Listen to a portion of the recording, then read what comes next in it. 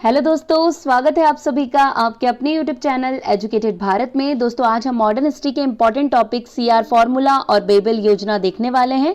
दोस्तों most important topic है, इसके पहले के सभी टॉपिक्स भी आपको प्लेलिस्ट में मिल जाएंगे, आप मॉडर्न हिस्ट्री ओपन करके देख लीजिएगा। सभी मोस्ट इंपॉर्टेंट है क्योंकि एग्जाम में बार बार पूछे जाने वाले क्वेश्चन का कलेक्शन है। तो प्लीज वीडियो का एंड तक जरूर देखिए। वीडियो पसंद आए तो लाइक जरूर कीजिए, इसे ज्यादा से ज्यादा शेयर कीजिए। दोस्तों अगर अभी तक चैनल को सब्सक्राइब नहीं किया है तो प्लीज चैनल को सब्सक्राइब जरूर कर लीजिए और बेल आइकन जरूर प्रेस करिए ताकि आगे भी आपको ऐसे ही इंपॉर्टेंट वीडियोस मिलते रहे। इस वीडियो का पीडीएफ आपको हमारे टेलीग्राम चैनल पर मिल जाएगा, लिंक डिस्क्रिप्शन में दिया हुआ है, वहां से टेलीग्राम चैनल को जरूर ज्वाइन कर लीजिए। चलिए स्टार्ट करते हैं। फर्स्ट क्वेश्चन है, मुस्लिम लीग और भारतीय राष्ट्रीय कांग्रेस के बीच राजनीतिक गतिरोध को दूर करने के लिए सीआर फॉर्मूला को किसने तैयार किया था? मोस्ट इंपॉर्टेंट क्वेश्चन है। तो करेक्ट आंसर यहाँ पर इसका हो जाएगा बी, राजगोपालाचारी। ठीक है, यहाँ पर देखिए सीआर फॉर्मूला यानी कि चक्रवर्ती राजगोपालाचारी फॉर्मूला इसका पूरा नाम है और राजगोपालाचारी जी के द्वारा ही इसे तैयार किया गया था।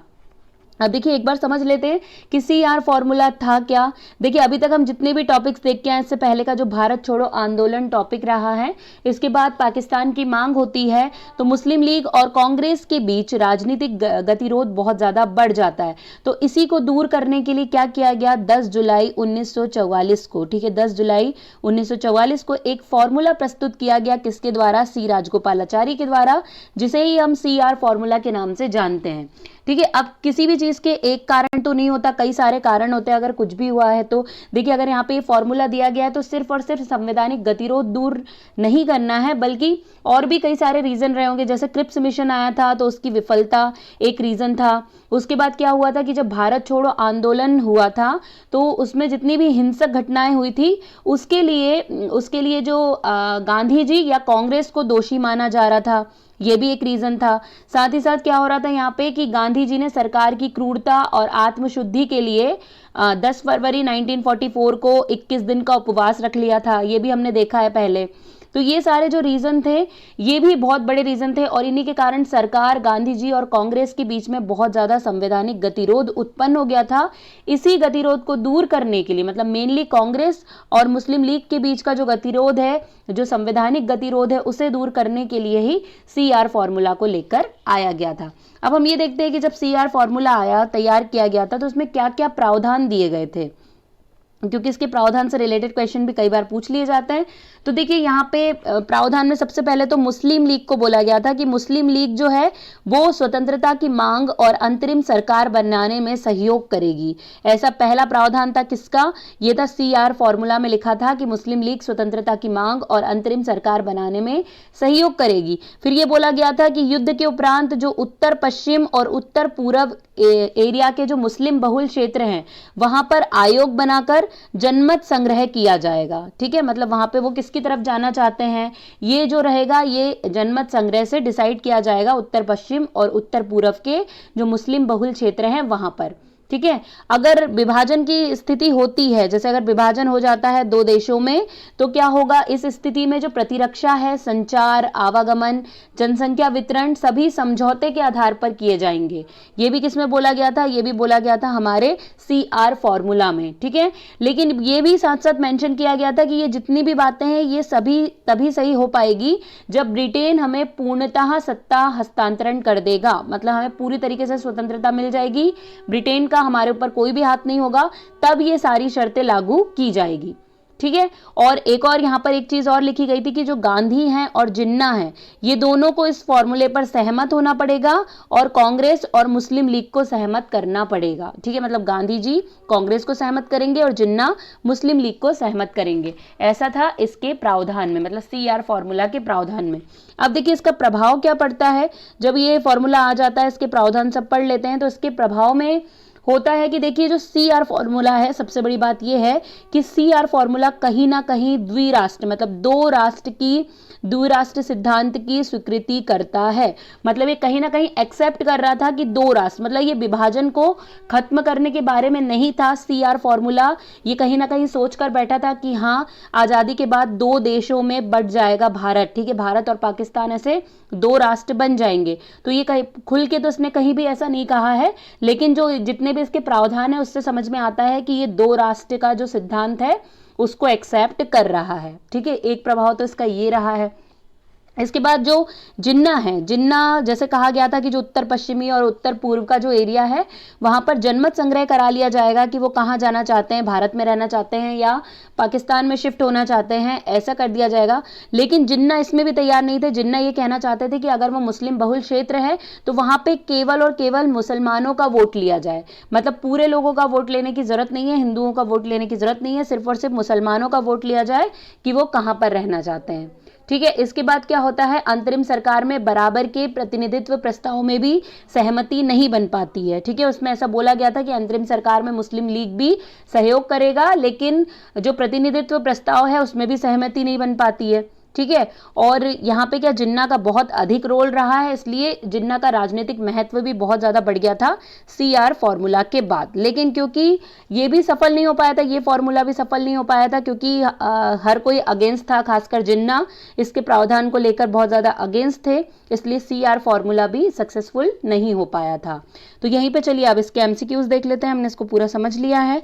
तो फर्स्ट क्या है, मुस्लिम लीग और भारतीय राष्ट्रीय कांग्रेस के बीच राजनीतिक गतिरोध को दूर करने के लिए CR फॉर्मूला को किसने तैयार किया, तो करेक्ट आंसर हो जाएगा B, राजगोपालाचारी, यानी कि चक्रवर्ती राजगोपालाचारी जी के द्वारा ये फॉर्मूला तैयार किया गया था। नेक्स्ट, राजाजी फॉर्मूला को निम्नलिखित वर्षों में से किसमें लाया गया था, तो यहाँ पर करेक्ट आंसर क्या हो जाएगा इसका C, 1944। ठीक है, 10 जुलाई 1944 को ये फॉर्मूला प्रस्तुत किया गया था। राजाजी फॉर्मूला क्यों कह रहे हैं, क्योंकि राजाजी के नाम से जाने जाते थे राजगोपालाचारी, जिन्हें हम राजाजी भी कहते थे, चक्रवर्ती राजगोपालाचारी फॉर्मूला। ठीक है, CR formula. Next, C Rajagopalachari के बारे में निम्नलिखित में से कौन सा कथन सत्य नहीं है, तो यहाँ पर इसका करेक्ट आंसर क्या हो जाएगा, इसका करेक्ट आंसर यहाँ पर हो जाएगा D, वह पद्मश्री पुरस्कार के पहले प्राप्तकर्ता थे, ये इनके बारे में सही नहीं है, जबकि इन्हें राधा कृष्णन जी के साथ भारत रत्न मिला था सबसे पहले, ये बात सही है, लेकिन ये बात गलत है कि इन्हें पद्मश्री पुरस्कार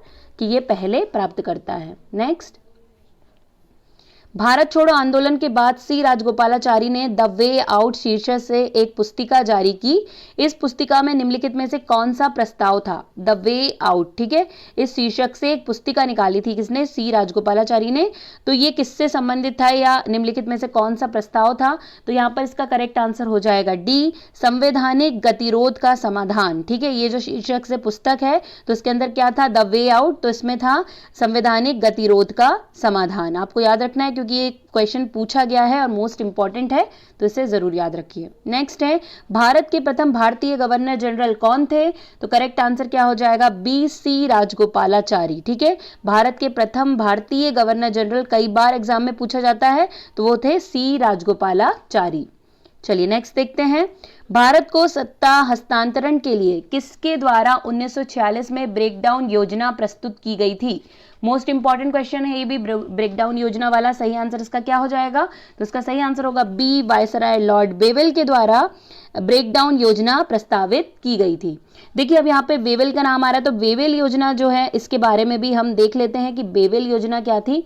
देखिए क्या हुआ था, बेवेल जब वायसराय बनकर आए थे उसके बाद क्या हुआ था, 1945 में यूरोप में सेकेंड वर्ल्ड वॉर समाप्ति की अवस्था तक पहुंच गया था, किंतु फिर भी भारत में जापान के आक्रमण का खतरा बना हुआ था। ठीक है, 1945 में ब्रिटेन चुनाव के पूर्व चर्चिल से अनुशंसा के बाद संवैधानिक समस्या के निवारण हेतु बेवेल ने क्या करा था, एक योजना बनाई थी।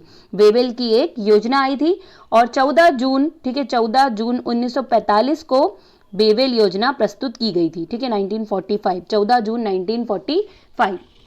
इसमें भी देखिए कई सारे प्रावधान दिए गए थे बेवेल योजना में। अब कौन कौन से प्रावधान इसमें दिए गए थे, जैसे ये बोला गया था बेवेल योजना में कि जो वायसराय की कार्यकारिणी है, ठीक है, जो वायसराय की कार्यकारिणी है उसमें सभी राजनीतिक दल के मेंबर्स को शामिल किया जाएगा। जैसे अभी तक किसी खास दल के नेताओं को शामिल किया जाता था, लेकिन अब वायसराय की जो कार्यकारिणी है उसमें सभी राजनीतिक दलों के लोगों को क्या किया जाएगा, शामिल किया जाएगा। फिर बोला गया कि वायसराय और सेनापति के अतिरिक्त शेष जितने भी सदस्य होंगे वो भारतीय राजनीतिक दलों के होंगे, मतलब सिर्फ और सिर्फ वायसराय को और सेनापति को छोड़ के बाकी जितने भी सदस्य होंगे वो भारतीय होंगे। ये बोला गया कि भारतीय जो राजनीतिक दल हैं उनके सदस्य होंगे। यहां तक कि ये भी बोला गया कि जो विदेश विभाग का प्रभारी होगा, विदेश विभाग का प्रभारी भी कौन होगा, भारतीय होगा। ये भी किसमें बोला गया, ये भी बोला गया वेवेल योजना में। ठीक है, इसके बाद क्या कहा जा रहा है वेवेल योजना में कि हिंदू मुस्लिम सहित अन्य समुदाय को भी प्रतिनिधित्व दिया जाएगा। ऐसा नहीं है कि सिर्फ हिंदू या मुस्लिम को ही दिया जा रहा है, अन्य जितने भी समुदाय हैं जैसे दलित, सिख, यूरोपियन, सवर्ण हिंदू, मुसलमान, मतलब सभी को क्या दिया जाएगा, प्रतिनिधित्व दिया जाएगा। और साथ ही साथ एक इसमें इंपॉर्टेंट प्रावधान ये किया गया था कि जितने भी कांग्रेस के नेता हैं उन सभी को क्या कर दिया जाएगा, जो जेलों में बंद है उन्हें रिहा कर दिया जाएगा। और जून 1945 को शिमला में एक सर्वदलीय सम्मेलन होगा। ठीक है, सर्वदलीय सम्मेलन या जिसे हम शिमला सम्मेलन के नाम से भी जानते हैं। तो ये प्रावधान सब किसमें किए गए थे, वेवेल योजना में किए गए थे। इसके बाद देखिए क्या बोला गया, अब वेवेल योजना में मुस्लिम लीग चाहती थी कि जो वायसराय की कार्यकारिणी में, ठीक है, अभी बोला गया कि वायसराय की कार्यकारिणी में जितने भी मेंबर्स होंगे वो सभी भारतीय राजनीतिक दल से संबंधित होंगे। लेकिन मुस्लिम लीग यहाँ पे भी क्या चाहती है कि कार्यकारिणी में जितने भी मुस्लिम सदस्य होंगे वो सभी मुस्लिम लीग से आए। ठीक है, वो सभी कहाँ के हो, मुस्लिम लीग के हो। लेकिन ऐसा पॉसिबल तो नहीं है क्योंकि कई सारे मुस्लिम्स ऐसे थे जो कांग्रेस में भी थे और उनका भी पूरा हक था कि वो वायसराय की कार्यकारिणी में शामिल हो सके। लेकिन जिन्ना ऐसा चाहते थे कि मुस्लिम लीग से ही मुस्लिम कैंडिडेट जाए वायसराय कार्यकारिणी में। तो ये एक गलत पॉइंट था किसका, जिन्ना का। जबकि यहाँ पर ये बोला गया था कि मुस्लिम कोई भी, मतलब किसी भी दल का मुस्लिम कैंडिडेट होगा वो शामिल हो सकता है वायसराय कार्यकारिणी में। लेकिन जिन्ना का कहना था कि नहीं, मुस्लिम लीग से ही मुसलमान कैंडिडेट वहां पर जाएगा। इसके बाद अल्पसंख्यक वर्ग में दलित जातियां, सिख, ईसाई शामिल ना हो जिससे मुस्लिम प्रतिनिधित्व कम ना हो। एक और चीज ये लोग मुस्लिम लीग वाले चाहते थे कि जो यहाँ पे अल्पसंख्यक की बात की जा रही है तो अल्पसंख्यक में दलित जातियों को, सिख को, ईसाई को शामिल नहीं किया जाएगा। यहाँ पे सिर्फ और सिर्फ मुस्लिम प्रतिनिधित्व को शामिल किया जाएगा ताकि मुस्लिम्स का जो प्रतिनिधित्व है वहां पर वो कम ना हो। ठीक है, कांग्रेस ने विशुद्ध हिंदूवादी छवि का विरोध किया। ठीक है, कांग्रेस क्या कह रही थी, विशुद्ध जो हिंदूवादी छवि है उसका विरोध कर रही थी। हर संप्रदाय से प्रतिनिधित्व भेजने का अधिकार है, ये बोल रही थी कांग्रेस। ये नहीं कह रही थी कि हम सिर्फ हिंदू को क्यों भेजेंगे कांग्रेस से। कांग्रेस में कई सारे कैंडिडेट मुस्लिम्स हैं और उन्हें भी पूरा अधिकार है कि वो वायसराय की कार्यकारिणी के सदस्य बन सके। तो ये सारी जो कई सारी बातें थी जो सामने उठकर आ रही थी वेवेल योजना से संबंधित भी। इसके बाद वेवेल योजना में कहा गया था कि एक शिमला सम्मेलन रखा जाएगा, जो सर्वदलीय, जो सारे दल हैं वो बैठ के एक सम्मेलन करेंगे शिमला में। ये कब हुआ है, तो ये देखिए शिमला सम्मेलन होता है, ठीक है, 25 जून 1945। ये भी याद रखना है आपको कि एक शिमला सम्मेलन 1945 में होता है, 25 जून 1945 से लेकर 14 जुलाई 1945 तक। ठीक है, ये एक सर्वदलीय बैठक चलती है। ये शिमला में स्टार्ट होता है ये सम्मेलन। इसके बाद इसमें 21 व्यक्तियों को आमंत्रित किया गया। कितने व्यक्तियों को, 21 व्यक्तियों को आमंत्रित किया गया। इस सम्मेलन में गांधी जी हिस्सा नहीं बने थे। कांग्रेस के प्रतिनिधि मंडल के नेतृत्व किया था अबुल कलाम आजाद ने। मोस्ट इंपॉर्टेंट क्वेश्चन है, देखिए पूछा जाता है, बार बार पूछा गया है कि जब शिमला सम्मेलन हुआ था 1945 में तो कांग्रेस का प्रतिनिधित्व किसने किया था, तो अबुल कलाम आजाद ने किया था, क्योंकि गांधी जी ने इस सम्मेलन में पार्टिसिपेशन नहीं किया था। इसके बाद मुस्लिम लीग यहां पर थी, लेकिन मुस्लिम लीग ने इस सम्मेलन में भी बहुत ही अड़ियल रवैया अपना दिखाया था। वो हर चीज में अड़ी हुई थी, सिर्फ और सिर्फ पाकिस्तान के लिए। तो यही रीजन था कि जिन्ना के कारण ये जो शिमला सम्मेलन है ये सफल नहीं हो पाया था और वेवेल ने 14 जुलाई 1945 को इस सम्मेलन को विफल घोषित कर दिया था। तो यहीं पर पूरा कंप्लीट हो जाता है CR राजगोपालाचारी फॉर्मूला, साथ ही साथ मतलब CR फॉर्मूला और वेवेल योजना और शिमला सम्मेलन। तो यही था बस, इससे रिलेटेड MCQs भी देखते हैं हम। तो इसका करेक्ट आंसर हमने जैसे देख लिया, बी वायसराय लॉर्ड वेवेल। ठीक है, ब्रेकडाउन योजना किसके द्वारा प्रस्तावित की गई, तो वायसराय लॉर्ड वेवेल के द्वारा। आगे है, निम्नलिखित में से किस वर्ष वेवेल की योजना शुरू की गई, तो अब आप ही बता सकते हैं। करेक्ट आंसर हो जाएगा बी, 1945 में वेवेल की योजना, या जिसे हम वेवेल योजना के नाम से जानते हैं, वो प्रस्तुत की गई। 1945 की बेबल योजना के विषय में निम्नलिखित में से क्या सही नहीं है? तो करेक्ट आंसर यहां पर हो जाएगा ए, कार्यकारी परिषद में मुसलमानों का 1/3 प्रतिनिधित्व होना चाहिए। ऐसी कोई बात बेबल योजना में नहीं कही गई थी, तो ये वाला जो सेंटेंस है ये क्या है? रॉन्ग है। ठीक है, तो ए करेक्ट हो जाएगा। यहां पर निम्नलिखित में से कौन सा कथन बेबल योजना का प्रस्ताव नहीं है? तो सही आंसर होगा सी, युद्ध के बाद भारत को डोमिनियन का दर्जा देना। ये बेबल योजना में कहीं भी नहीं कहा गया था। ठीक है, तो बेबल के द्वारा जो प्रस्ताव दिया गया था उसमें डोमिनियन भारत को बनाने का कहीं भी नहीं कहा गया था।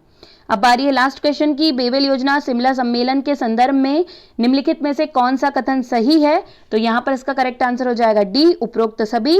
यह सम्मेलन 1945 में हुआ। वायसराय और कमांडर इन चीफ को छोड़कर कार्यकारी परिषद के सभी सदस्य भारतीय होंगे, ये बोला गया था। कांग्रेस ने बेबल योजना को खारिज कर दिया। ठीक है, सभी की तरफ से देखिए, कांग्रेस और मुस्लिम लीग सभी की तरफ से बेबल योजना को क्या कर दिया गया था? खारिज कर दिया गया था। और 14 जुलाई 1945 को बेबल ने इस सम्मेलन को विफल घोषित कर दिया था, जो शिमला सम्मेलन हुआ था उसे। ठीक है, तो ये इसका करेक्ट आंसर क्या हो जाएगा? डी, उपरोक्त सभी विकल्प सही है।